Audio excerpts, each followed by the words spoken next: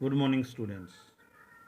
कल हमने अलवार, नैनार, वीर शैव और लिंगायत परंपराओं के बारे में जाना। उसके बाद हमने इस्लाम धर्म के बारे में जाना और फिर इस्लाम धर्म के जो संत थे, सूफ़ी संत, उनके बारे में भी हम कर रहे थे। तो उनके धार्मिक विश्वास, परमात्मा एक है। देखो, परमात्मा एक है, ये इस्लाम भी मानता है, मुसलमान भी मानते हैं, लेकिन वो ये मानते हैं कि परमात्मा के पैगंबर होते हैं जो हमें संदेश देने आते हैं, और वो पैगंबर अंतिम पैगंबर मोहम्मद हो चुके। जबकि सूफ़ी ये मानते हैं कि पैगंबर तो संदेश देने वाला कोई भी संत हो सकता है, और आज भी हो रहे हैं, लेकिन वो मुसलमानों से डरते हुए ये घोषणा नहीं करते थे। दूसरा, जैसे हमारे धर्म में लिखा है अहम ब्रह्मास्मि, यानी मैं ही परमात्मा हूँ।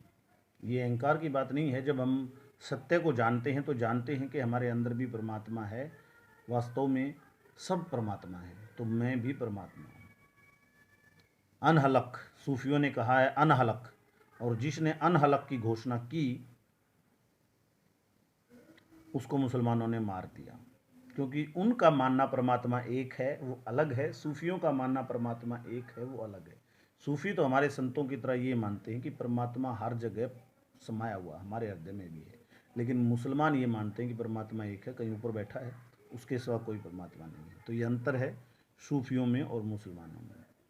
दूसरा, उनका मानना था कि वह अद्वितीय पदार्थ, निरपेक्ष, अगोचर, अपरिसीमित, नानात्व से परे वही परम सत्य है, अद्वितीय। ये अद्वितीय शब्द हमारे जो हिंदू धर्म के संतों ने कहा है, अद्वैतवाद जो आपने पहले पढ़ा है, उसी से मिलता है अद्वितीय। उसका भी यही अर्थ है जो अद्वैत का है, यानी दो नहीं है, वो एक ही है। निरपेक्ष है, अगोचर है, अपरिसीमित है, यानी वही जो नानक ने कहा था कि वो अकाल है, उसका कोई जन्म नहीं है, कोई मृत्यु नहीं है, सब जगह समाया हुआ है। वही इन शब्दों के भी अर्थ हैं। यानी सूफियों के अर्थ हमारे संतों वाले ही अर्थ हैं, बस भाषा का फर्क है। आत्मा को ईश्वर का अंग मानते हैं, जबकि मुसलमान आत्मा को मानते ही नहीं। ये बता दूं मैं आपको, बाहर के जो भी धर्म हैं, यहूदी हैं, ईसाई हैं, मुसलमान हैं, वो ना तो आत्मा को मानते हैं ना पुनर्जन्म को मानते हैं, वो एक ही जन्म को मानते हैं। हमारे भी धर्म में, जैसे जैन धर्म है, बौद्ध धर्म है, बुद्ध ने परमात्मा को नहीं माना, उन्होंने सत्य कहा, परमात्मा शब्द का इस्तेमाल नहीं किया। लेकिन महावीर उससे भी आगे गए, उन्होंने आत्मा को भी नहीं माना। तो सूफी मानते हैं कि आत्मा ईश्वर का अंग है।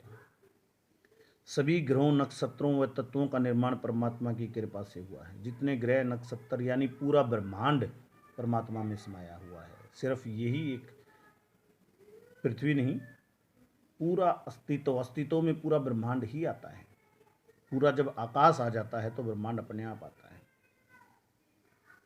फिफ्थ है, मनुष्य परमात्मा के सभी गुणों को अभिव्यक्त करता है। यानी मनुष्य परमात्मा, इसका मतलब ये कि मनुष्य परमात्मा हो सकता है। सभी जो परमात्मा प्रदत्त गुण हैं वो मनुष्य में हैं। यदि मनुष्य उनको पहचाने, उनके अनुसार आचरण करे, तो मनुष्य परमात्मा है। गुरु के महत्व पर बल, गुरु के महत्व पर सभी संतों ने, हमारे संतों ने भी बल दिया है। गुरु का महत्व क्या है? नानक ने गुरुद्वार कहा था, जिससे आज गुरुद्वारे बने, कि गुरु एक द्वार है जिससे गुजर कर आप परमात्मा के पास पहुंचते हैं। पकड़कर नहीं बैठना है गुरु को, क्योंकि गुरु का महत्व इतना है कि चलने का रास्ता गुरु बताएगा, और जब वहां पहुंचोगे तो गुरु बताएगा कि पहुंच गए। नहीं तो हमें ना रास्ते का पता है और ना पहुंचने पर पता है कि हम पहुंच गए क्या।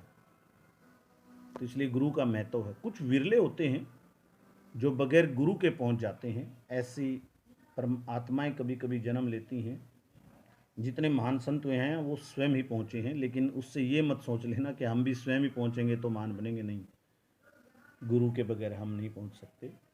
गुरु का सहारा लीजिए।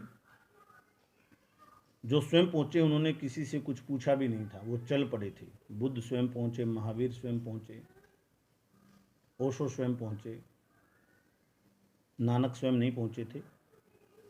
उन्होंने, उनके गुरु कबीर थे, कबीर के भी गुरु थे। और सातवां जो हमारे संत कहते हैं, प्रेम परमात्मा को पाने का सर्वश्रेष्ठ साधन है।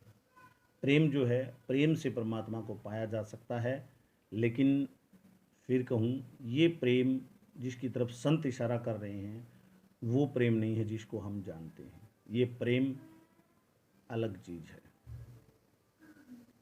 तो प्रेम परमात्मा को पाने का सर्वश्रेष्ठ साधन है। ये सूफियों की शिक्षाएं हैं। एक टॉपिक और ले लेते हैं, शायद पूरा नहीं होगा लेकिन जितना होगा उतना ले लेते हैं।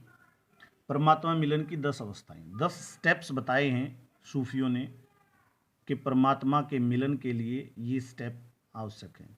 जैसे हमारे भी यहाँ पर बुद्ध ने अष्टांगिक मार्ग बताया है, पतंजलि ने भी 8 मार्ग बताए हैं, सम्यक आचरण, सम्यक।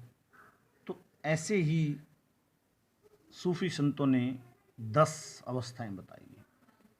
अरबी भाषा के शब्द हैं जिनका मतलब मैं समझा थोड़ा सा बता दूंगा, नहीं समझा तो नहीं बता पाऊंगा। तौबा, प्रायश्चित। प्रायश्चित पता है कि जब आप चलते हैं परमात्मा की तरफ तो आपको सबसे पहले यही एहसास होता है जो हमने जीवन में गलतियां की हैं। यदि ये एहसास नहीं होता तो आप नहीं चल सकते, बता रहा हूँ। आप चल ही तब सकते हैं जब ये एहसास आपको हो। तो ये एहसास हो, उसका प्रायश्चित करें, तभी आप आगे चल सकते हैं। और प्रायश्चित का मतलब ये नहीं है कि हम कोई सज़ा पाएं, कोड़े मरें अपने आप को, या कोई और नहीं। प्रायश्चित का मतलब आपको उन गलतियों का एहसास हो गया और अब आप आगे नहीं करेंगे तो प्रायश्चित हो गया, बस। बड़ा संयम, यानी एक संत की पहचान है कि वो संयम रखता है। बुद्ध ने सम्यक शब्द का प्रयोग किया है, संयम।